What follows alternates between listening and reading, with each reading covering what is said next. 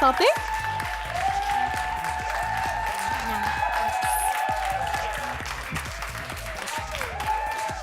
Bonsoir, bienvenue à Cocktail Millennium. Aujourd'hui, on s'intéresse au sexe féminin. Je sais pas pour vous les filles, là, mais je trouve qu'on est bien au Québec. Hey, on peut profiter de l'éducation, on peut même s'impliquer en politique si on veut, on peut être sur le marché du travail, on peut vraiment tout faire. Hey, on est loin du temps où on se faisait appeler des petites misères. Parce que oui, quand ma grand-mère a eu sa troisième fille, sa mère lui avait dit « Bon, une autre petite misère ». Moi, ça m'avait comme choquée quand j'avais entendu ça, parce que mais en même temps, je m'étais dit, c'était comme ça dans le temps, hein, les femmes, c'était comme des utérus sur pattes. Sauf qu'heureusement, on a eu des utérus sur pattes comme Marie-Gérald Lajoie ou Thérèse Casgrain qui ont fait en sorte qu'on ait eu notre droit de vote en 1940. Mais moi, dans ma tête de millénial, là, le droit de vote pour les femmes, c'est tellement un droit acquis, mais tellement pas. Puis en 1997, on a voté en faveur de la loi sur l'équité salariale, parce qu'on était tannés de voir qu'il y avait des inéquités entre les deux sexes. Puis à un moment donné, quelqu'un s'est réveillé, puis a dit que c'était un peu niaiseux de payer quelqu'un moins parce qu'elle avait des trompes de Fallope. Puis aujourd'hui, là, l'équité salariale n'est toujours pas atteinte. Mais il y a eu des bons coups, par contre. Mais moi, j'ai pas le choix de faire ma tête de cochon puis juste me concentrer sur ce qui va pas.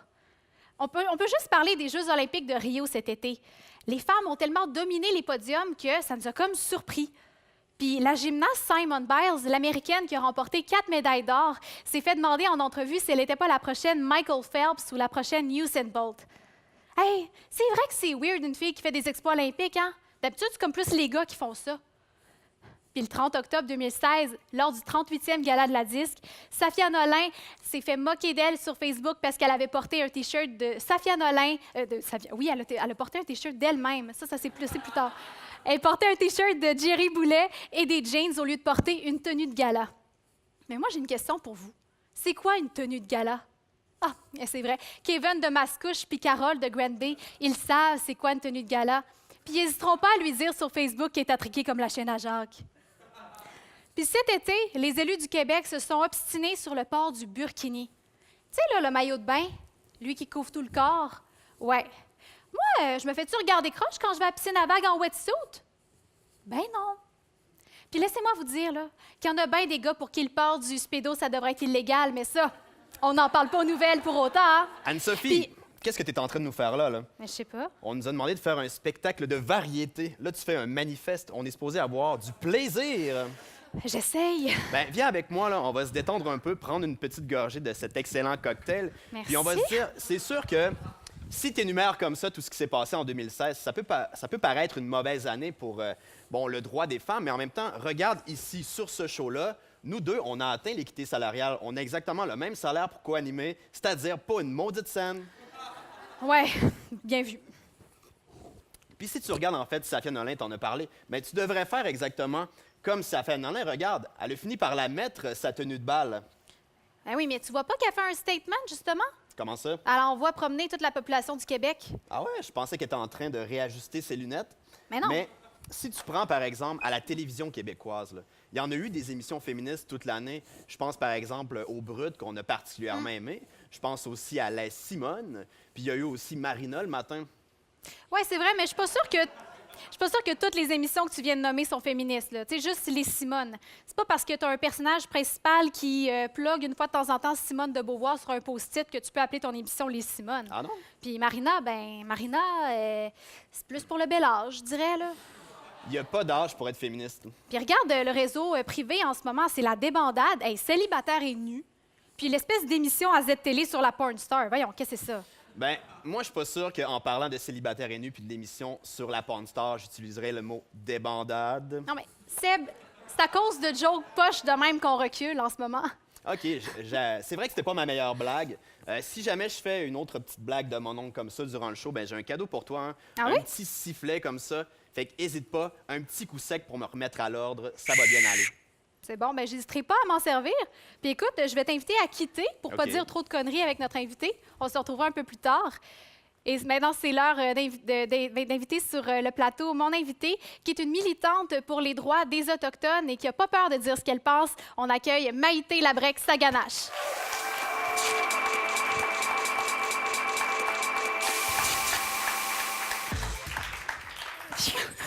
Allô, Maïté? Allô? Ça va bien? Ça va bien, toi? Oui, mais merci d'avoir accepté l'invitation. Ben, merci de l'invitation. Écoute, Maïté, tu es militante CRI depuis quelques temps déjà. En fait, ta mère est québécoise puis ton père est d'origine CRI. Est-ce que tu as l'impression que depuis peu, tu es rendu comme le visage de toute ta communauté? Absolument pas. J'essaie de marteler, de réitérer que je ne représente pas toutes les Premières Nations. Ouais. J'essaie de m'impliquer, surtout avec les jeunes autochtones, en milieu urbain aussi. Donc, il y a très peu de services culturellement adaptés pour nous. Donc, de s'impliquer au communautaire à Montréal, c'est déjà un petit pas. Oui, puis tu as rejoint le collectif Faut qu'on se parle, qui est une initiative en fait de Gabriel Nadeau-Dubois. Vous vous concentrez sur différentes problématiques actuelles, comme par exemple l'économie, les régions, la diversité. C'est des thèmes que vous abordez dans vos rencontres. C'est qui en fait qui t'a donné l'invitation, qui t'a demandé de faire partie du collectif? C'est Gabriel. Il y a à peu près un petit peu plus d'un an, qui m'a approché puis qui m'a brièvement expliqué le projet, en fait, ce qu'il voulait faire, mais il y a un an, c'était déjà pas trop concret. Donc, avec les 5 personnes originales du collectif, c'est nous vraiment qui a monté le projet, parce qu'il y a une application, il y a une plateforme web, donc on a tout fait ça ensemble. Puis vous avez comme parcouru tout le Québec. Vous avez fait des assemblées, même de cuisine, des assemblées de cuisine. Mais moi, je me demande, c'est qui allait à votre rencontre, qui venait vous parler? Vraiment tout le monde. Nous, on a lancé une grande question au Québec, aux communautés autochtones aussi, en leur disant, le Québec, comment vous le voyez dans 10, 15, 20 ans? Donc, moi, ce qui m'a beaucoup touchée, c'est qu'il y a 60% des demandes d'assemblées de cuisine qui étaient à l'extérieur de la grande région de Montréal, pas juste l'île de Montréal, la grande région de Montréal. Puis vraiment, dans nos assemblées, c'était très intergénérationnel, très interculturel, donc on est très fiers de ça. Puis, si on revient un peu au cas des Autochtones de façon générale, comment tu réagis quand tu te rends compte que la seule fois où on a vraiment parlé des Autochtones cette année, c'était par rapport aux allégations des agressions sexuelles à Val-d'Or? Ça me fait beaucoup de peine. Puis en 2013, il y a des statistiques qui sont sorties. Puis malgré, en 2013, on était en plein Idle No More. Puis tout le monde avait l'impression qu'on parlait juste de ça. Mais en fait, en 2013, il y a eu 1% des nouvelles qui touchaient la pauvreté et les Premières Nations. D'après moi, c'est pas assez. Puis surtout quand on parle des Premières Nations, quand on parle des communautés autochtones, la seule chose qu'on parle, c'est de l'alcool, c'est de la violence conjugale, tout ça, mais malgré tout, il y a des belles choses qui se font dans les communautés, surtout venant des jeunes.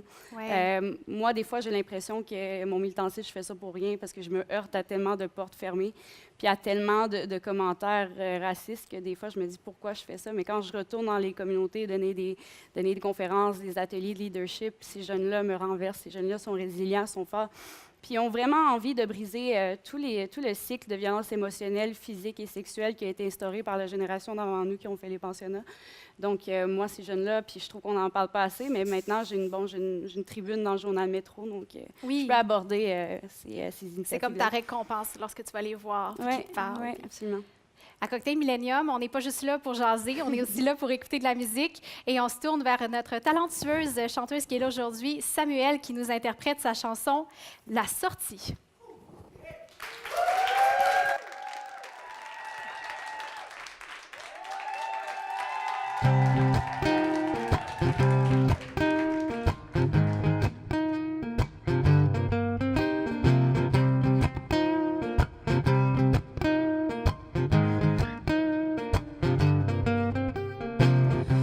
C'était une fois une princesse autonome qui vivait dans l'attente d'absolument personne, sans télé, sans patron, sans mari et sans chaîne, avait fait sa maison dans une ruche sans reine, loin des princes charmants qui voudraient changer son nom, prenait amant tout amant, selon les saisons, pas envie, pas le goût d'être la moitié d'un tout, le binôme, voyez-vous, ça reste une question de goût. Pas par ici, la sortie. Pas par ici, la sortie. Il était une fois une femme arc-en-ciel, prête à montrer les crocs, à qui s'en prend à ses ailes, sans télé, sans patron, sans plastique et sans chaîne, avait fait sa maison dans une ruche sans reine, loin des images visage préfait, une beauté sans pareil, grandiose et parfaite. La tête aux orteils, pas envie, pas le goût de répondre aux standards qu'elle a vu gaspiller. Le nez collé au miroir, on peut pas par ici. La sortie. Pas par ici. La sortie.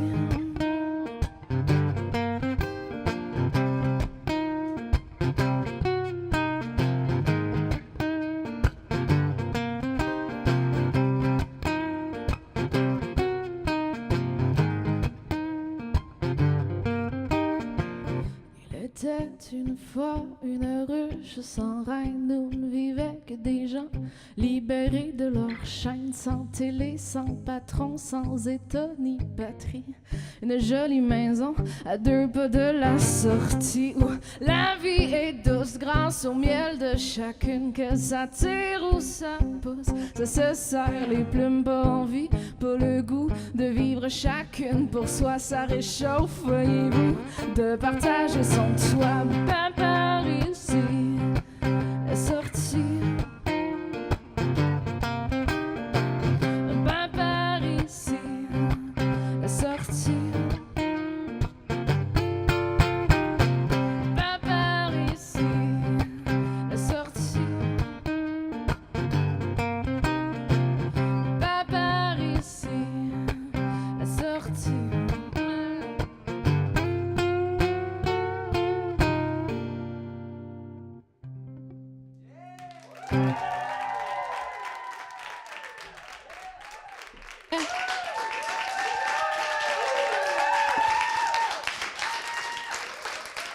Bravo, merci pour ta performance. D'ailleurs aussi, je veux te dire félicitations parce que tu as remporté cet été le 48e Festival international de la chanson de Granby, ce qui est vraiment pas rien.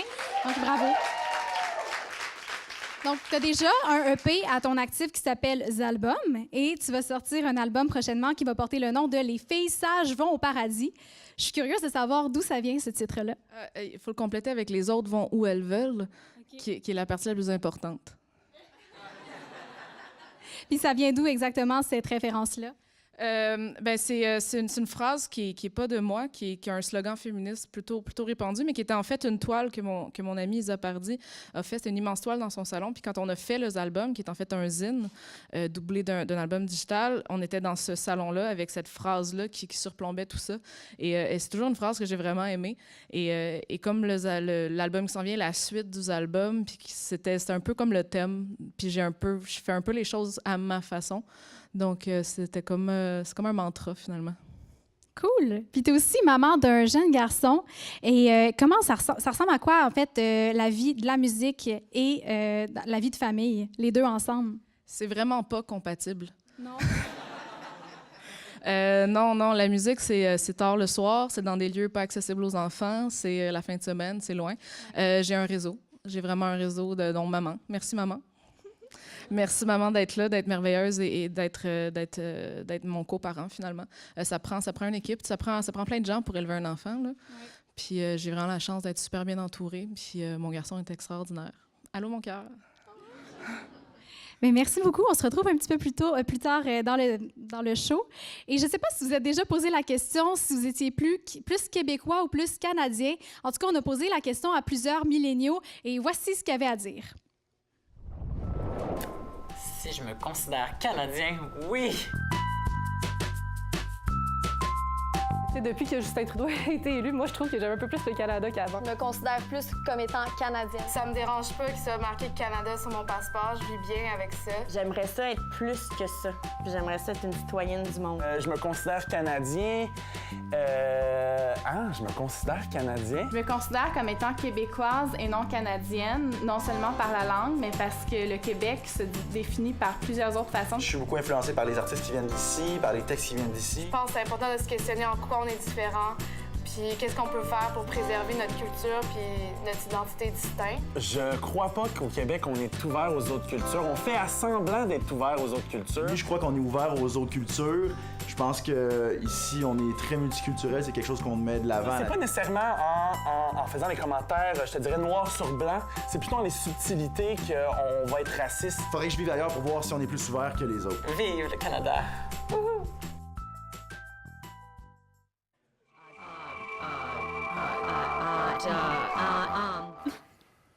Je suis de retour avec Sébastien et Maïté. Sébastien qui est notre chroniqueur du jour.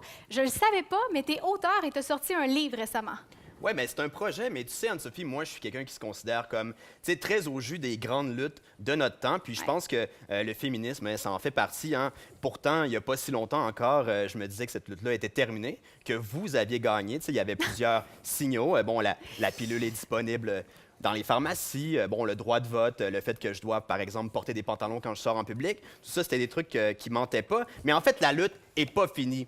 Puis je me disais, en tant qu'homme blanc hétérosexuel, tu sais, du haut de mes privilèges, qu'est-ce que je peux faire pour aider à cette cause-là? Parce que vous, bon, une femme qui décide de devenir féministe a plusieurs modèles, tu sais. Tu parlais tantôt de Simone de Beauvoir, mais moi, vers qui je peux me tourner, tu sais? Je me suis rappelé d'avoir vu à la télévision une dame qui disait de son mari qui était féministe. T'sais, en fait, c'était Sophie Durocher qui parlait de Richard Martineau.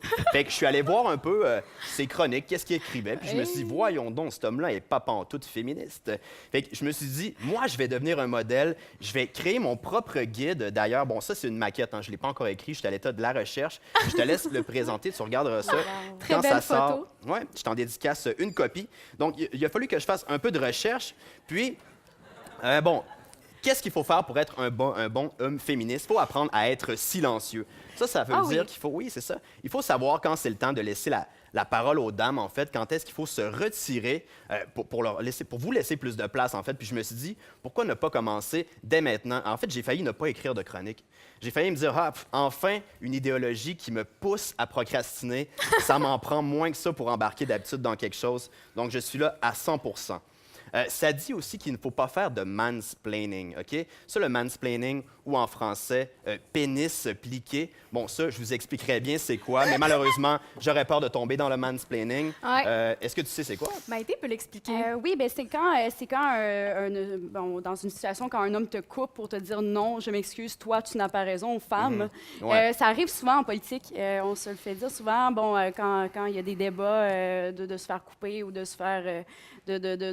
En fait, quand les hommes réduisent notre argumentaire à néant en nous disant non, tu n'as pas raison. OK. Ouais, c'est vraiment une pratique le fun, écoute. Vraiment sympathique. Tout ça est dans mon guide qui va sortir incessamment. Sinon, on dit combattez les comportements sexistes de vos amis. Bon, ça, pour moi, ce sera pas difficile parce que j'en ai plus d'amis. Hein. À force de les faire chier en essayant de leur expliquer c'est quoi la culture du viol, ben ils m'appellent plus pour aller à la cage au sport. Fait que je m'en trouverai d'autres. Sinon, bon, c'est ça. J'étais en train de faire mes recherches, puis là, je tombe sur un conseil qui dit « Ne consommez pas de pornographie ». Fait que là, j'ai commencé à me dire « Est-ce que je suis sur un site extrémiste? » J'ai commencé à me sentir mal, à me sentir un peu pris à la gorge, puis je me suis dit « Il faudrait que je me détende. Hein. » Puis quel adon, j'étais déjà sur Internet. Fait que j'ai commencé à me dire « Ah, je pourrais aller pratiquer ce que j'appelle mon petit plaisir solitaire. C'est-à-dire regarder tout ce que je peux m'acheter avec mes points Air Miles. J'en suis rendu là. Donc, tout ça est dans le guide qui sort prochainement, comme j'ai dit, participer à mon Kickstarter, puis je vous en dédicace chacun une copie. Mais merci Sébastien. On continue dans le même ordre d'idée en parlant de fesses parce qu'on a posé des questions à nos milléniaux concernant le sexe et l'amour. Voici ce qu'ils en ont pensé. Ben là, une action concrète pour montrer qu'on veut s'engager, c'est dire je t'aime ou faire de la croustade aux pommes puis mettre de la crème glacée à la vanille avec. Je m'en pas sur mon nombre de partenaires sexuels ou amoureux simplement parce que je dis pas le chiffre, parce que je veux pas me faire déterminer par un chiffre. Je mens souvent sur le nombre de partenaires sexuels que j'ai eu. Je vais même pas te le dire parce que c'est tellement pas important pour moi, puis je me définis par tellement plus que par un chiffre. Même pour les filles, c'est pas grave si comme ils ont eu 200 partenaires sexuels. Yeah! Je mens toujours sur mon nombre de partenaires sexuels parce que ça dépend à qui je parle. À ma grand-maman, je suis vierge. Et à mes amis, je suis une bête de sexe. Non, il n'y a pas de nombre idéal de partenaire dans une vie, mais pas un. Mes parents sont ensemble depuis que ma mère elle a 18 ans, fait que ça va faire 30 ans, je pense, cette année. Fait que j'ai un peu un exemple, puis j'ai grandi dans cette idée-là que c'était possible de rester avec quelqu'un pendant très, très longtemps. Mes parents sont ensemble depuis près de 25 ans, bientôt 26 ans. Et ils s'aiment. Je pense juste que c'est possible d'avoir, une fois que tu as trouvé la bonne personne, peu importe s'il y en a eu avant ou pas, tu vas rester avec cette personne-là toute ta vie si tu sais que tu es un bon match, que tu es une équipe. J'aime croire que oui, c'est possible de rester avec la même personne pour toujours. J'ai un petit côté romantique pour ça. J'aime ça, croire que oui, c'est possible. C'est ça que je veux, puis c'est ça que je veux pour tout le monde aussi, puis qu'on est heureux en amour. Go!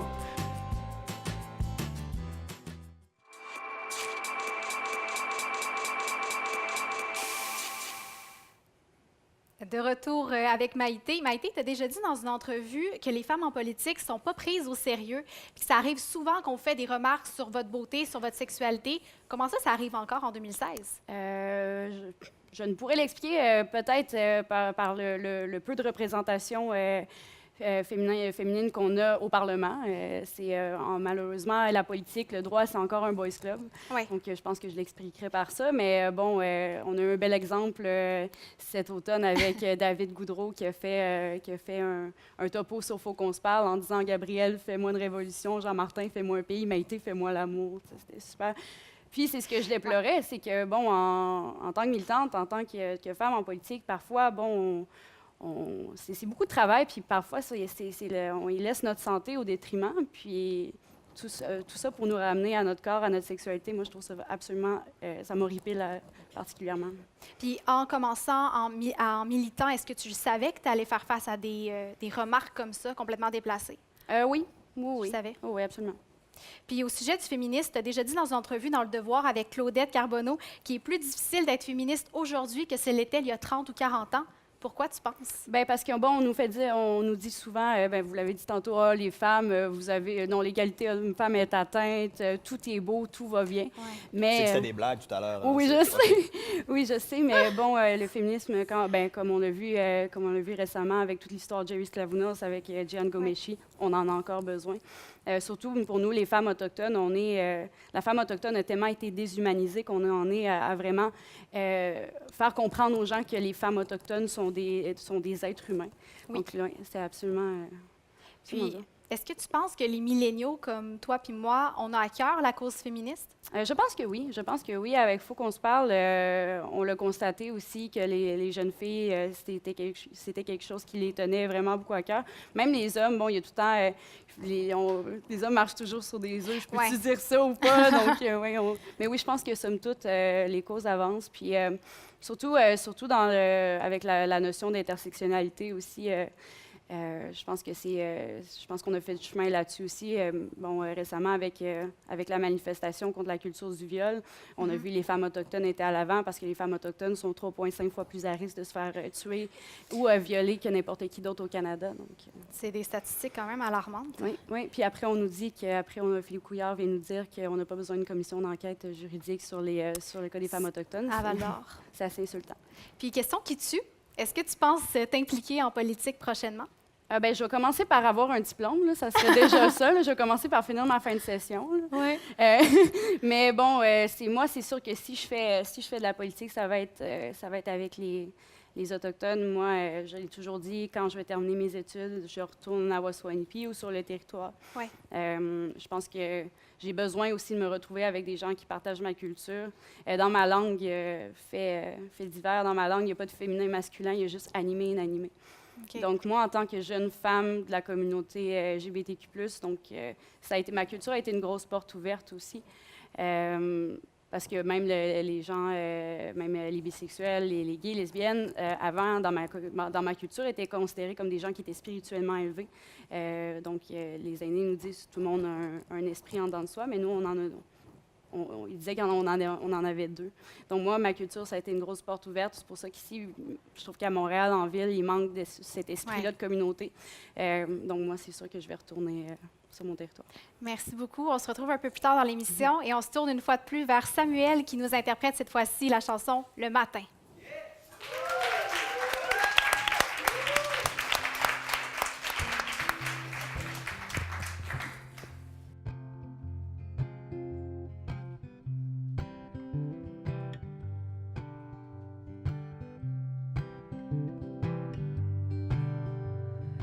L'éclat de tes yeux, le désordre de tes cheveux, l'odeur de ton corps, ton visage quand tu dors, ta peau faite de soie qui glisse sous mes doigts, les élans de paresse où s'endorment nos caresses. Oh, j'aime bien, bien le matin. Bon matin, mon cœur, as-tu rêvé en couleur? As-tu des plans aujourd'hui? Je pensais te garder au lit. S'il y a rien qui t'appelle, je resterai bien dans tes ailes. Il fait chaud, il fait bon, je me sens à la maison. Oh, j'aime bien, bien le matin.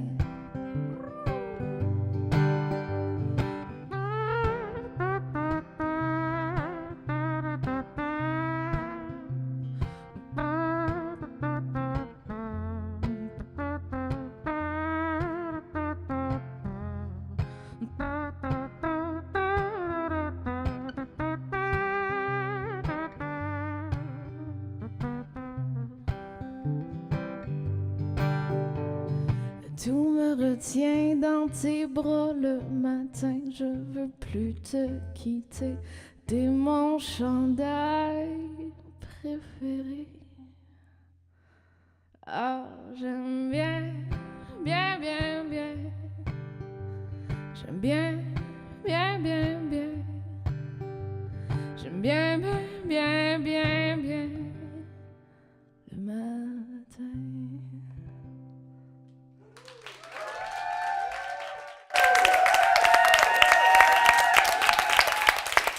Merci beaucoup, Samuel. Tu peux venir nous rejoindre.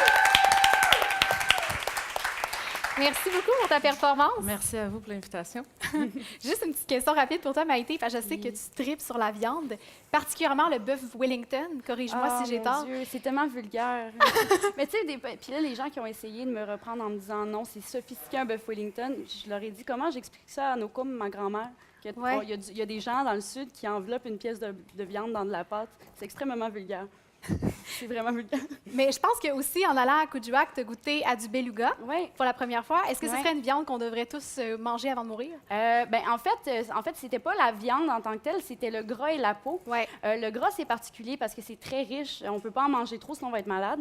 C'est un goût, tu sais, puis moi, je chasse dans la vie, puis bon, c'est traditionnel chez nous. J'ai goûté à peu près à tout, mais le beluga, le gras de beluga, c'est particulier. Mais la peau, par exemple, on la coupe avec le houlou, on fait des dés, puis on mange ça, en fait, mais c'est très bon. Bien, parfait, à essayer. Merci beaucoup à Samuel. Donc, on va rester à l'affût pour ton prochain album qui s'en vient. Et entre-temps, on peut écouter ton EP, Zalbum, qui est disponible sur Bandcamp. Merci beaucoup, Maïté. On continue à lire tes chroniques dans le métro. Et merci beaucoup, Seb, pour des fabuleux gags. Bye-bye!